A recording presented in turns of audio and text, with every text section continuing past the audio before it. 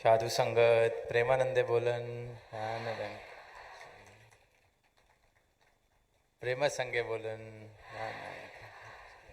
प्रेम से कहना।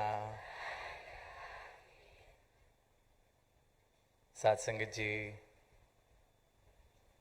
ये जो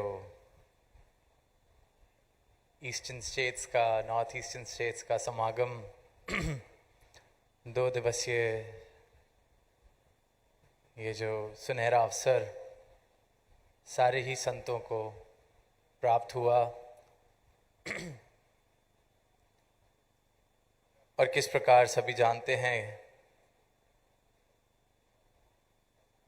कि पिछले वर्ष समागम पर ही ये सूचनाएं हम तक पहुंची और तब से ही बहुत उत्साह से संतों ने सेवा की, तैयारियों में अपना योगदान दिया और आज इस सुंदर नज़ारे का, इस सुंदर समागम का हम सब आनंद उठा पा रहे हैं। तो सारे ही संतों को, सारे ही सेवादारों को, सारे ही महापुरुषों को बहुत बहुत मुबारक कि सबकी सेवा, सबका योगदान पिछले कुछ हफ्तों से, पिछले कुछ महीनों से जो सबने दिया, वो इस रूप में सद्गुरु ने प्रवान किया और इतना सुंदर, इतना भव्य नज़ारा आज आंखों के सामने है। किस प्रकार एक एक महापुरुष ने आज सत्य की आवाज़ दी, भक्ति की आवाज़ दी, प्रेम की आवाज़ दी, मानवता को फिर जगाने का प्रयास, फिर ये बात बताने का प्रयास जो युगों युगों से संत कहते आ रहे हैं। बंगाल की धरती की भी जब बात करते हैं तो यहाँ भी अनेक संत रहे जिन्होंने भक्ति की ओर मानव को जागृत किया, इस परमात्मा की प्राप्ति की ओर जागृत किया, ये आवाज़ दी कि इस मानव जीवन का जो अवसर है, ये जो अवसर है, ये जो इसका मकसद है, वो प्रभु प्राप्ति है। और आज वही संदेश महापुरुषों ने अपने वचनों से, अपने गीतों से, अपनी कविताओं से फिर दोहराया, फिर ये प्रयास किया जा रहा है कि ये जो मानवता अपने मूल को भटक रही है, भूल रही है, अपने मकसद को भूल रही है, फिर इस मानवता को ये संदेश दिया जाए कि इस मानव जीवन का आधार अगर कुछ हो तो वो सिर्फ आध्यात्म हो, अगर कुछ हो तो वो सिर्फ ये परमात्मा हो, इस परमात्मा की भक्ति हो। आज सुबह भी जब आरंभ हुआ आज के दिन का, तो वो गीतों के बोल सुने कि हिंदू अमी नाई, नाई रे सिख ईसाई, कि ना हम हिंदू, ना हम सिख, ना हम ईसाई, हम केवल और केवल इंसान। कोई विभाजन नहीं, कोई दीवारें नहीं। जब सद्गुरु जीवन में आते हैं तो इस बात का एहसास हो जाता है कि मैं ना हिंदू हूँ, ना मुसलमान हूँ, मैं केवल इंसान हूँ। और ये परमात्मा इसका उसका नहीं, हम सबका साझा, ये परमात्मा से ही हम सब आए हैं और इस परमात्मा ही सबने मिल जाना है। तो ये जो भाव, जो दूरी बनाने वाले भाव होते हैं, दीवारें बनाने वाले भाव होते हैं, वो ख़त्म हो जाते हैं। और वो ख़त्म होने का कारण ये कि मेरे जीवन से सारे भ्रम, सारे झूठ, सारी दुविधाएं ख़त्म हो गई, क्योंकि मेरे जीवन में सद्गुरु ने अपना ब्रह्म ज्ञान दे दिया।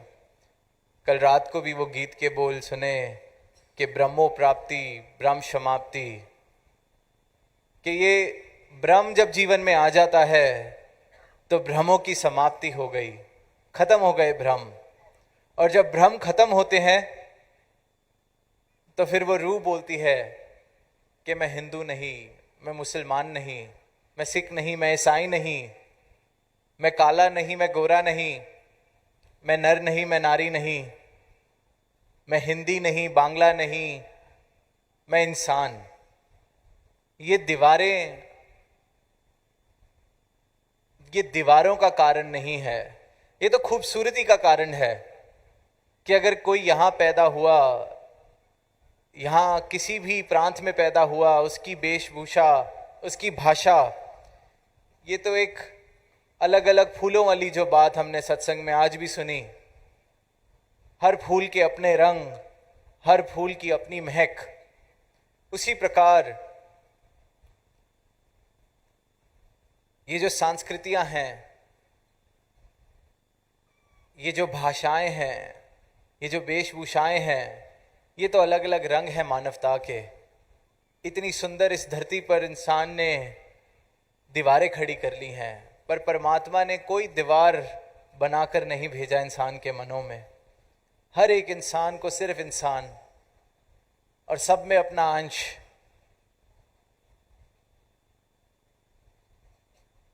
और इंसान फिर फर्क ढूंढता है, नफरत के कारण ढूंढता है।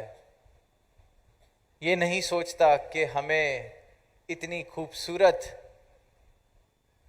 धरती पर इतना खूबसूरत बहुमूल्य अवसर मिला है इस जीवन को जीने का। तो ये जो अलग अलग रंग हैं, अलग अलग भाषाएं हैं, हम सब मिलकर इनको स्वीकार करें और सिर्फ प्रेम हम सब के बीच में हो। कोई ऐसी बात ना हो जिसकी वजह से किसी का दिल दुखाया जाए, कोई ऐसी बात ना हो जिसकी वजह से किसी को नीचा दिखाया जाए, कोई भी ऐसे भाव मनों में ना हो जो दूरियों का कारण बने। भाव अगर हो तो सिर्फ प्रेम वाले, भाव अगर हो तो स्वीकृति वाले, स्वीकार करने वाले कि आप जैसे हैं, परमात्मा ने जैसा आपको बनाया है, मुझे भी परमात्मा ने ही बनाया है। आओ एक दूसरे को स्वीकार करें, प्रेम से इस धरा को भर दें, प्रेम अपने जीवन में इस प्रकार भर दें कि सिर्फ और सिर्फ प्रेम की महक, सिर्फ और सिर्फ प्रेम की महक से ये धरा महके। और यही संदेश, कोई नया संदेश नहीं, युगों युगों से अनेक अनेक रूपों में अनेक अनेक संतों ने ये संदेश दिया है। और बंगाल की धरती की बात करते हैं तो रामकृष्ण परमहंस जी की बहुत शिक्षाओं की तरफ ध्यान जाता है, उनका बहुत जिक्र होता है। किस प्रकार हम सभी जानते हैं कि स्वामी विवेकानंद उनके शिष्य हुए, वहाँ से उनको ऐसा दिशा मिली जीवन में कि उनका जीवन बिल्कुल बदल गया, रूपांतरित हो गया। और जब रामकृष्ण परमहंस जी की भी शिक्षाओं की बात करते हैं, उनके संदेश की बात करते हैं, तो वहाँ भी यही कहा गया कि प्रभु प्राप्ति, भक्ति, डिवोशन, जीवन में भक्ति आ जाए, इस निराकार का ज्ञान आ जाए, इस निराकार की प्राप्ति करके, इस प्रभु की प्राप्ति करके सिर्फ और सिर्फ भक्ति से भरा हो जीवन, तो मुबारक है। और वहीं उन्होंने जब स्वामी विवेकानंद जी को गुरु की कीमत बताई कि जीवन में सदगुरु की कीमत क्या होती है, तो उस कहानी का इस्तेमाल किया जो हम सभी ने सुनी है। दास ने भी पहले कई बार उसका जिक्र किया कि किस प्रकार वो शेर का बच्चा जो भेड़ों में पला बड़ा और अपने अस्तित्व से रूबरू नहीं था, अपने अस्तित्व को पहचानता नहीं था, वहाँ भेड़ों में पलता बढ़ता खुद को भी भेड़ समझने लगा। दहाड़ने की जगह वो भी मिमियाने लगा। जैसे भेड़ घास फूस खाते वो भी घास फूस खाने लगा। और यूं ही भेड़ों के बीच में पलता बढ़ता इस बात को बिल्कुल मान बैठा कि मैं भी भेड़ हूं। और वहीं जब एक बार उस भेड़ के झुंड का शिकार एक बहुत बड़ा बूढ़ा शेर करने आया, तो वो भेड़ों में पला बड़ा शेर का बच्चा भी उस शेर से डर के भागने लगा। अब वो जवानी की उम्र उस शेर की, फिर भी भाग रहा है उस बूढ़े शेर से। और ये देख के वो बूढ़ा शेर हक्का बक्का रह गया कि भेड़ों का तो डरना मुझसे समझ आता है, ये जवान शेर मुझसे भी ताकतवर, ये क्यों डर रहा है भला। और फिर वो बूढ़ा शेर उस जवान शेर को एक नदी के किनारे धकेल के लेके जाता है और नदी में परछाई दिखाता है साथ खड़े होके।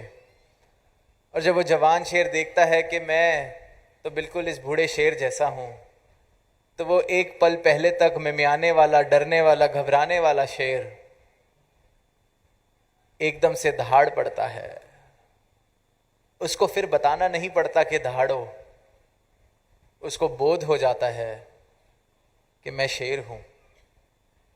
और यही कृपा, यही परोपकार सतगुरु इंसान पर, मानव पर करते हैं।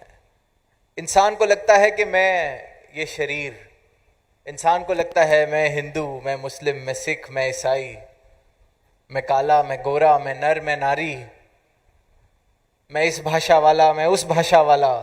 जहां पलता है, जहां बढ़ता है, खुद को वही मान बैठता है। सोचता है कि मेरा अस्तित्व ही यही है। मुझसे कोई पूछे कि मैं कौन हूं, तो मैं बता सकता हूं मैं एक पुरुष हूं या मैं एक महिला हूं, मैं पढ़ा लिखा हूं या मैं अनपढ़ हूं, मैं हिंदुस्तानी हूं या विदेशी हूं, मैं गांव वाला हूं या शहर वाला हूं। अपनी अस्तित्व को हम इन सब चीजों से जोड़ लेते हैं। मैं डॉक्टर हूं, मैं वकील हूं। इस संसार में जहां जहां मैं गया, जहां जहां से मैंने जो सीखा, जहां जहां से जो मैंने बटोरा, वो मेरी पहचान बनने लगती है। जैसे उस शेर की पहचान जो भेड़ों में पला बड़ा, वो भी भेड़ समझने लगा खुद को, वैसा ही रहने लगा। इंसान भी इसी प्रकार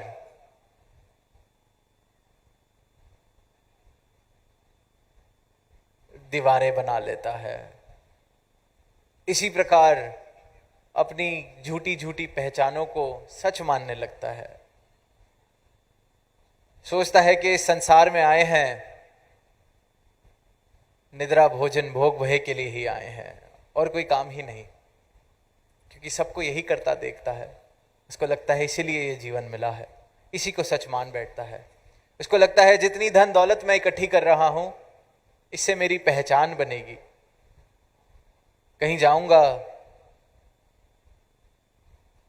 तो जैसे दुनिया में जिसका जितना औहदा, उतना उसकी कीमत, उतनी बड़ी उसकी पहचान। तो हर एक इंसान अपनी पहचान बनाने में लग जाता है, भूल जाता है कि ये जो जीवन मिला है, ये जीवन यात्रा मिली है, इसने तो एक दिन खत्म हो जाना है। भूल जाता है कि इस जीवन यात्रा में कितनी सुंदरता से ये जीवन में जी सकता था, पर सारा का सारा जीवन मिथ्या, माया, झूठ को सच समझने में ही निकल गया, पीतल को सोना समझने में ही निकल गया। और फिर सदगुरु कृपा करते हैं, अपना ब्रह्म ज्ञान देते हैं। जैसे उस बूढ़े शेर ने उस जवान शेर को उसकी परछाई दिखाई, सदगुरु भी एक छिंड में मुझे मेरी पहचान करा देते हैं, मुझे इस परमात्मा से मिला देते हैं। मैं सोचता था कि परमात्मा कहीं सीमित दायरे में कहीं मंदिर में मिलेगा, कहीं मस्जिद में मिलेगा, किसी आसमान पर बैठा मिलेगा।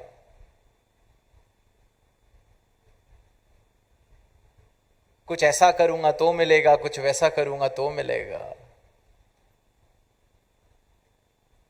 ढूंढता भी है इंसान तो सीमित दायरों में ढूंढता है इस परमात्मा को।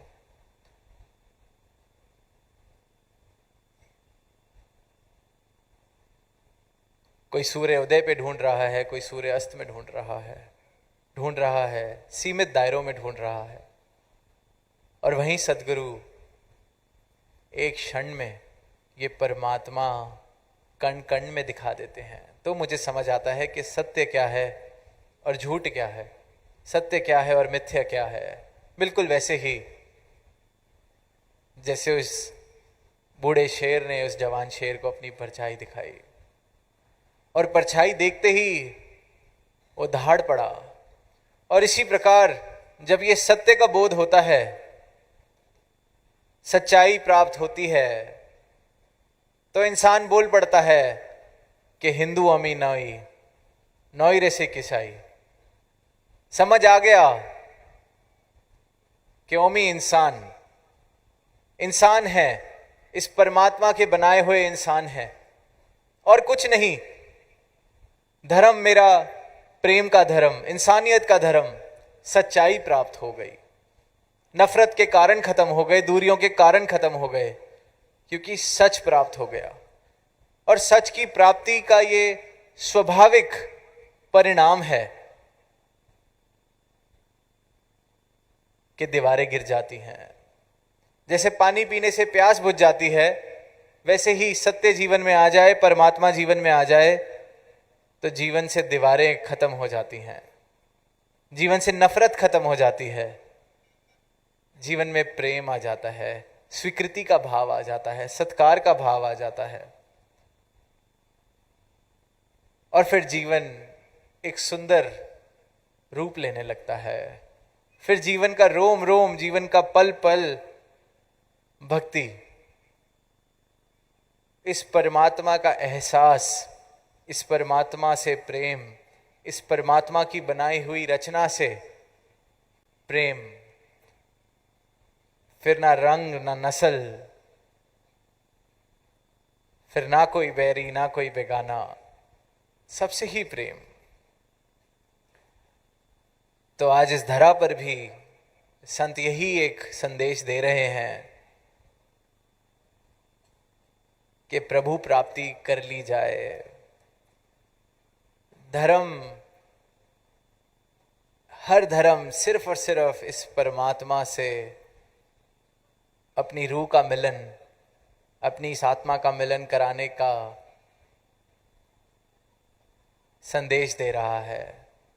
हर संत ने, हर गुरु ने, हर पीर ने, हर पैगंबर ने मानवता को सिर्फ और सिर्फ प्रभु की ओर जोड़ा। इस मानवता का आधार प्रेम और आध्यात्म बन जाए, प्रभु की प्राप्ति करके ये प्रयास किया। और आज सतगुरु यही परोपकार, यही कृपा कर रहे हैं, ये ब्रह्म ज्ञान देकर। ब्रह्म की प्राप्ति जो कर लेता है, उसके जीवन से भ्रमों की समाप्ति हो जाती है। बड़ा स्वाभाविक है। और जब भ्रम की समाप्ति होती है, तो जैसे दास ने कहा कि फिर सिर्फ जीवन में प्रेम दिखता है। क्योंकि जीवन में जब देखते हैं कि नफरत के कारण थे क्या, खुद से किसी को अलग समझने के कारण थे क्या, सिर्फ और सिर्फ अज्ञानता। हर चीज सिर्फ अज्ञानता, अहंकार। अहंकार भी क्यों है? क्योंकि अज्ञानता है। अपने मूल को नहीं जो जानता, अज्ञानी है उस रूप में, वही अहंकार कर सकता है। और जिसके जीवन में ये परमात्मा आ जाता है, फिर उसके जीवन से अहंकार, क्रोध, मोह, लोभ गुंजाइश नहीं बचती। फिर ये परमात्मा रोम रोम में बस जाता है, कण कण में नजर आने लगता है। और इस परमात्मा का प्रेम ही फिर मेरे जीवन का आधार बन जाता है।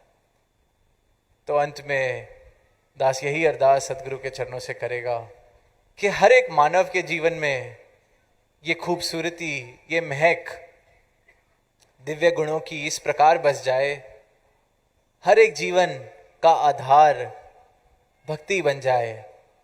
और भक्ति सिर्फ कहने सुनने वाली नहीं, भक्ति सिर्फ कह देने वाली कि हम परमात्मा से प्रेम करते हैं, सिर्फ यहां तक बात नहीं चलती। ये तो सारी दुनिया कह रही है। सदगुरु जो परोपकार करते हैं, सदगुरु जो कृपा करते हैं, वो पहले प्रभु को मेरे जीवन में, मेरी झोली में डाल देते हैं, मुझे इस परमात्मा के दर्शन करा देते हैं। और तभी सही मायनों में भक्ति की शुरुआत होती है, प्रभु प्राप्ति के बाद। जैसे कि हर एक संत ने संदेश दिया, तो यही मनोकामना, यही अरदास सदगुरु के चरणों से कि प्रभु प्राप्ति हर एक मानव कर सके। और हर एक मानव के जीवन का आधार ये भक्ति, प्रेम, प्रभु की भक्ति, प्रभु का प्रेम और ये दिव्य गुण। तो ये संसार एक बहुत सुंदर रूप लेता चला जाएगा। हर घर में, हर रिश्तों में सिर्फ और सिर्फ प्रेम, विनम्रता और सत्कार भर जाएगा। तो इसी मनोकामना के साथ दास यही इजाज़त लेना चाहेगा, प्रेम से कहना, धन्यवाद।